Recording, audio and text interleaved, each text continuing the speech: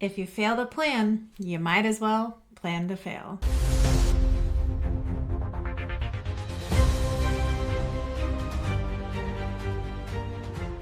Welcome to Role Model Business, a podcast to help you grow your business, especially in the martial arts world. I'm AJ Clearman, a Brazilian Jiu Jitsu black belt, obsessed with helping you build your business and your community. And I'm Jennifer Risser, also a Brazilian Jiu Jitsu black belt, here to learn right along with you. And we're back this week with matching shirts. You're welcome. Have no fear, we match. We're back. We're so back. We might look crazy because we spread mulch all day today. It's true. What a time. What a time. Okay, so we're talking about failure today? What are we doing? No, we're actually talking about planning. So we're talking about scheduling and time blocking and planning to succeed, really. Okay, that sounds promising. Where do we start? Well, first of all, May might seem like a weird time to have this topic, right? Like, I think people think about their calendars and stuff along with like their New Year's resolutions. But those things have faded by now. Exactly. And if you're not doing this kind of stuff, like, there's no time like the present, right? Yeah. Shake it off, step up, let's start anew. We don't want to wait for New Year's. It's like, you know what? This year's a wash. It's just, I'll do better next year.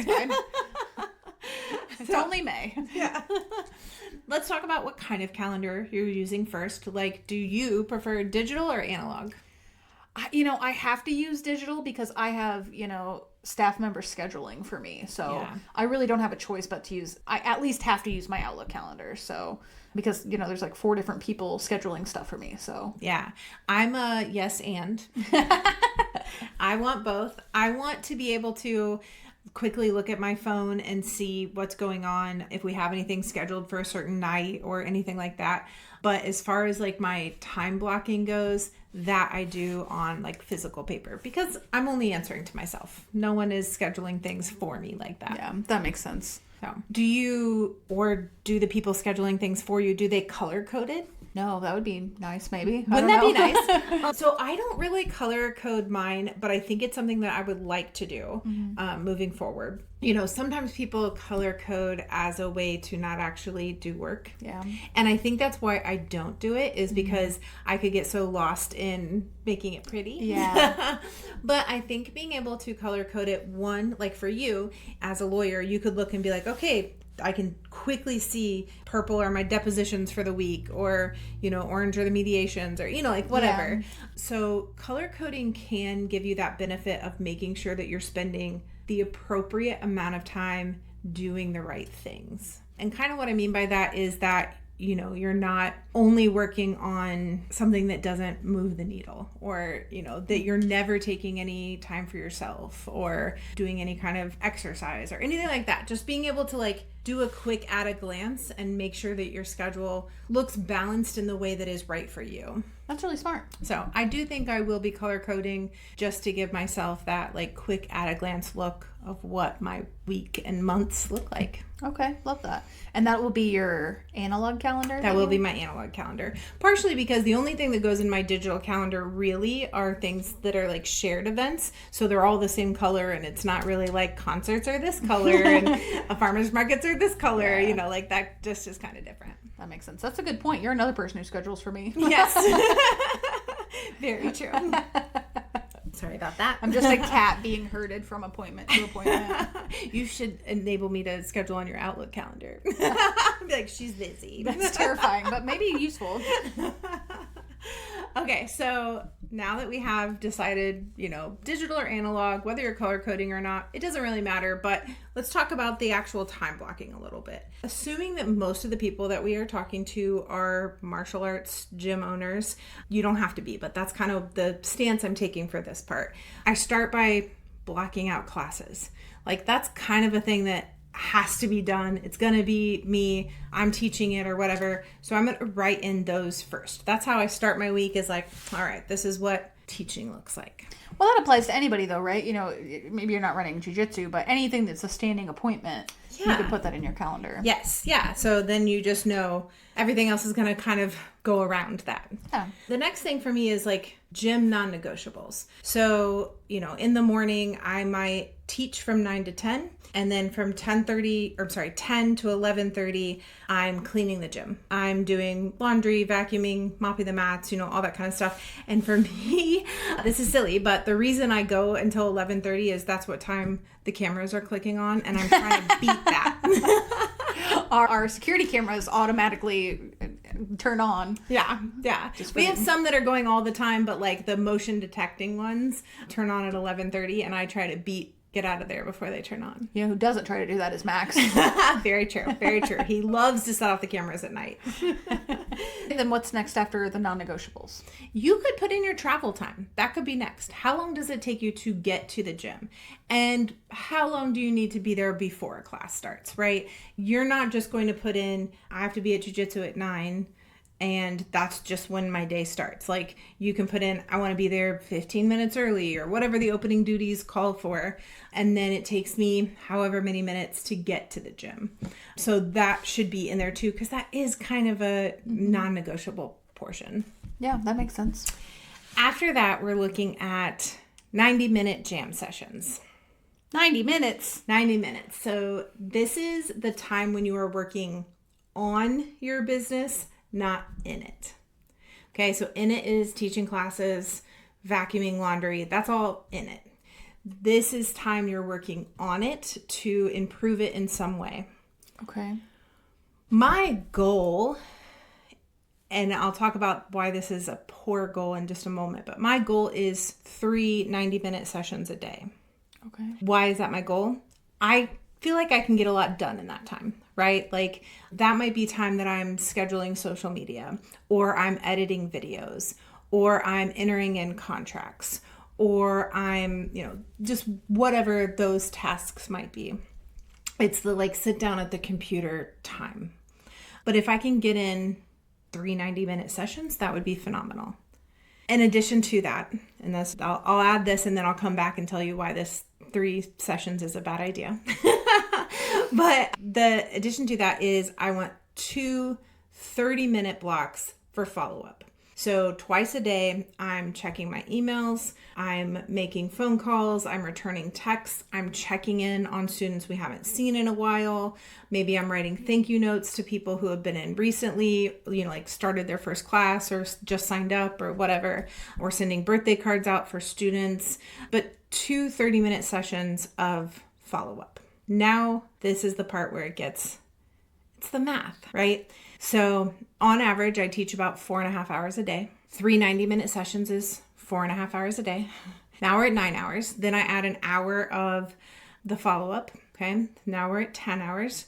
And I have not included any time for travel, which I live real close to the gym, but for travel for other things that I want to include, like eating.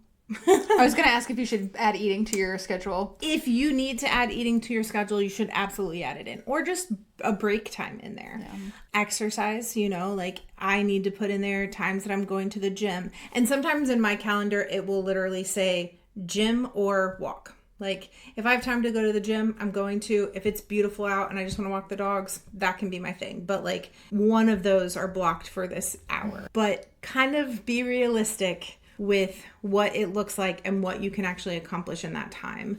If I'm adding in time to cook dinner or do our own laundry or anything like that, maybe I can't quite fit in 3 jam sessions a day. Yeah, that's a lot. Yeah. Why are they called jam sessions?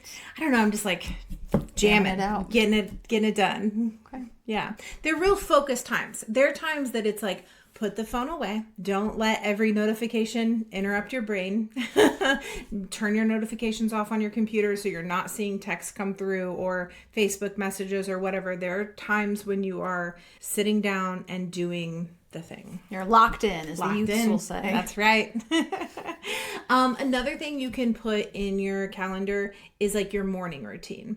Maybe that's when you're journaling or reading, or if you are doing some writing that is not part of like the jam sessions, but that could be written in for your morning routine that you can add to that too. Okay, that makes sense. Yeah.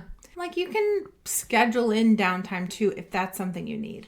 I know for me personally, some days it'll be like 4:15 and I'm like, oh, I haven't eaten today. I haven't moved off of my chair working at the computer all day long. And now I have to teach in 45 minutes and I've not done this day well. So I basically planned to fail because I didn't plan my day. So when I can, in those jam sessions, you can set an alarm on your phone, right? Like, it's set off somewhere, but set it for 90 minutes. And when it goes off, okay, get up and move around a little bit. But that will get you away from just sitting there and not eating all day, or drinking or doing anything that's good for yourself. So that makes great sense. Yeah. So I think time blocking can be really beneficial, especially if you're having trouble being productive. Like, it's very easy for us to teach our classes and vibe the rest of the day. Or flit from task to task to task. Yeah. And it's really hard for your brain to change, right? And you can kind of set up what those 90-minute sessions looks like to where, for 30 minutes, I'm working on this specific thing, or 45 minutes, I'm now doing this. But try not to change what you're doing like every 5 minutes, because it takes your brain some lag time. Like, transitions are hard and a time suck. Yeah. And if you have troubles with transitions in general, like, we all have trouble transitioning from task to task. If you're doing social media, listen to our episode about like scheduling posts, because that will help you with transitioning there. If you know that you are someone that struggles with transitions, like out of your car, like you pull in the driveway and you just need a little bit of time to decompress from the drive, put that in the schedule. Like, or, you pull in and you're like, okay, it's 4:40. At 4:45, I'm getting out of the car. And give yourself that time to like decompress a little bit, but kind of work that in so that and set a time that you're going to like, okay, I'm going to get out of the car now. But know yourself. How do you deal with like the really hard tasks you don't want to do? Yeah. So there's a book, I think it's Brian Tracy, called Eat That Frog. And it's meant that, you do the hard tasks first thing in the morning. It's the first thing you do are the things that you don't want to do. Because genuinely, I think we've all been there, where it's like you've put off something for weeks or months or however long, and you dread it constantly and it's weighing on you, and then you do it and it takes 7 minutes. Yeah. So being able to do the things that like just need to get done, do them first. Yeah. Also, I noticed it was eat the frog and not squish the frog. That's a fun AJ story. Ask her sometime. Oh. Yes. All right. So time blocking is great. Mm-hmm. Eat the frog, don't squish it. That's correct. And another thing is like a 3x5 card can be really helpful for getting done the tasks that you need to definitely get done that day. So, the night before, just jot down the 3 most important things you have to get done tomorrow and keep that 3x5 card on you. That's your game plan for tomorrow. Like, even if you only get one 90-minute session in, but these are the 3 tasks I have to complete during that time. And, I have clients that literally like pull out their 3x5 card and like, oh, that's right, that's what I got to do, and work on it. So cool. How far ahead do you time block? I usually do my week. That helps me with any like pop-up appointments or anything like that.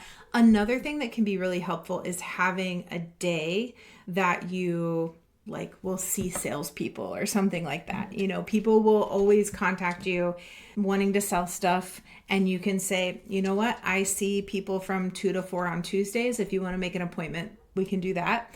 A lot of people will be like, oh, I'm only in town for this, whatever, I'm only on this side of town. I hear that so often. It's like, well, these are the times that I allow in my schedule to meet with salespeople. So if you can do it then, great. That makes sense. Yeah. So I think having kind of parameters around what you're willing to do when, you might have a day where you're making phone calls, setting appointments. I don't recommend that from a like intro person coming in. Like, you need to be doing that on a daily basis. Don't have like one day a week, but it could be one day a week that you're calling old past people or setting your doctor's appointments or anything like that, but having that kind of scheduled in each week is helpful. I think that makes good sense. For the physical calendar, so like Outlook, it's hour by hour, minute, it's 15-minute chunks. Do you have like the book version of that? Like, is that what your schedule looks like? I do. So mine is it's an at a glance calendar, and it starts at 7 in the morning and goes till 9 at night, which is pretty perfect for me. And it goes in 15-minute increments. So it's really easy for me to plan out my day with that. Okay. So you'd recommend maybe something like that for time blocking versus like, all the days of the week on one page or something like that. Correct. Yeah. Yeah. I want to be able to like really see it. And if you don't want to buy a calendar like that, you can literally create a, Excel sheet and make it yourself. Yeah, that's so smart. Yeah, you don't have to put out money to have that exact thing. You can create it. Okay, great. So, yeah. All right.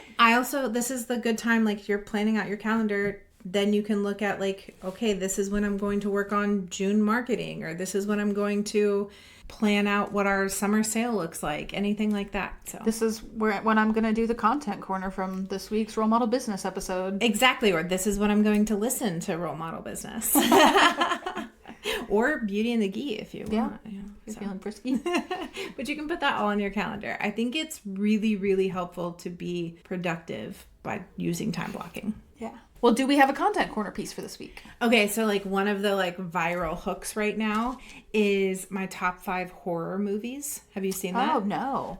So it's like my top 5 horror movies, and then it can be like silly stuff. So like I've seen it from a dog's perspective, and the dog is like somebody walking past my house, or mom breaking a tree into 2. I assume Franklin didn't like that.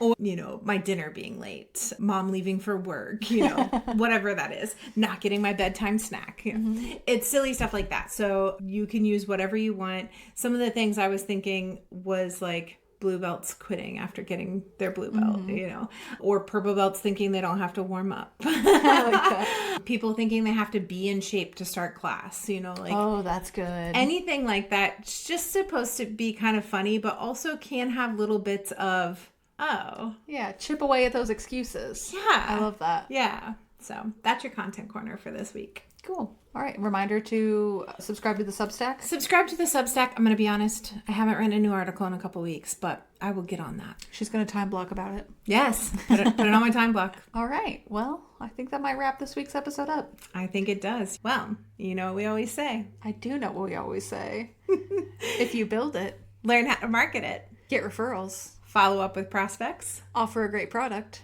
grow a community, they will come. Now get out there and get it done. We believe in you.